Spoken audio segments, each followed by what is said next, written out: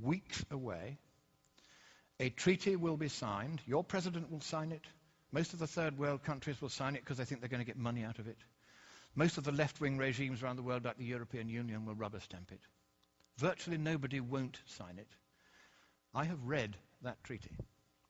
And what it says is this, that a world government is going to be created. The word government actually appears as the first of three purposes of the new entity.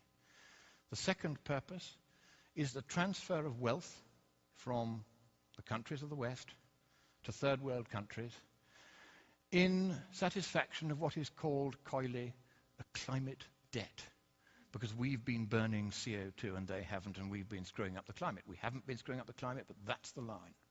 And the third purpose of this new entity, this government, is enforcement.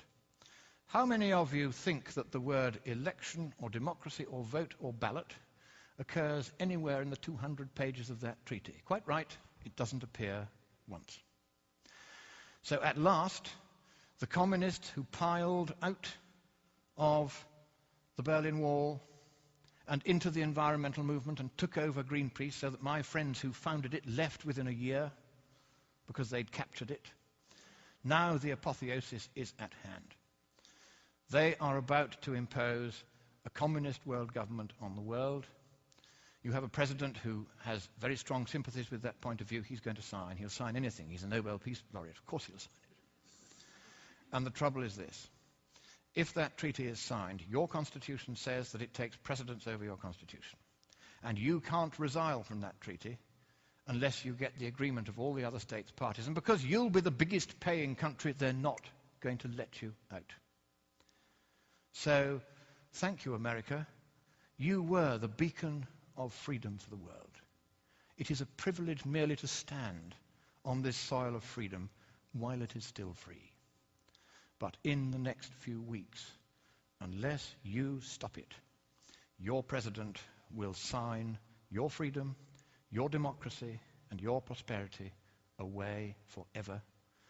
And neither you nor any subsequent government you may elect will have any power whatsoever to take it back again. That is how serious it is. I have read the treaty.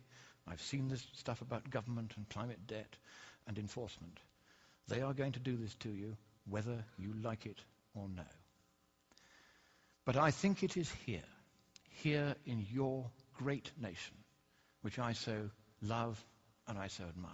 It is here that perhaps at this 11th hour, at the 59th minute and the 59th second, you will rise up and you will stop your president from signing that dreadful treaty, that purposeless treaty, for there is no problem with the climate, and even if there were, economically speaking, there's nothing we can do about it. So I end by saying to you the words that Winston Churchill addressed to your president in the darkest hour before the dawn of freedom in the Second World War. He quoted from your great poet Longfellow.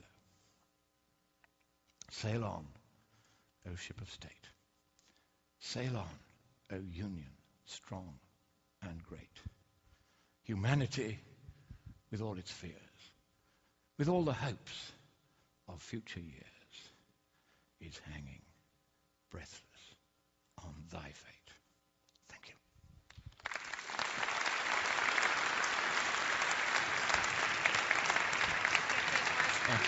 Can you take questions?